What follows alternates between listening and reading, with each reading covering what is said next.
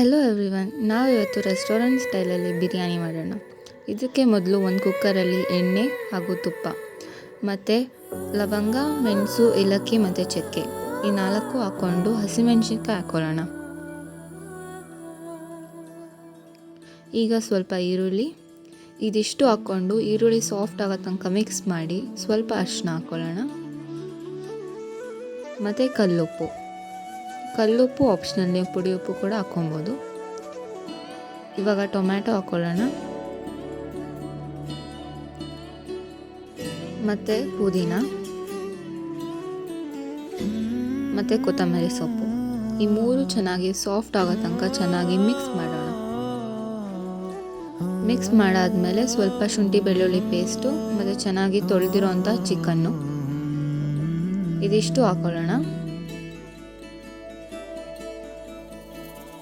ಇವಾಗ chicken biryani paste ಮತ್ತು ಸ್ವಲ್ಪ ಮೊಸರು ಇದಿಷ್ಟು ಹಾಕ್ಕೊಂಡು ಚೆನ್ನಾಗಿ ಮಿಕ್ಸ್ ಮಾಡ್ಕೊಳ್ಳೋಣ. ಮತ್ತು 2 ಟೇಬಲ್ ಸ್ಪೂನಷ್ಟು ಅಚ್ಚ ಖಾರದ ಪುಡಿ ಮತ್ತು ಧನಿಯಾ ಪುಡಿ ಮತ್ತು ಸ್ವಲ್ಪ ಗರಂ ಮಸಾಲ ಇದಿಷ್ಟು ಹಾಕ್ಕೊಂಡು ಚೆನ್ನಾಗಿ ಮಿಕ್ಸ್ ಮಾಡ್ಕೊಳ್ಳೋಣ.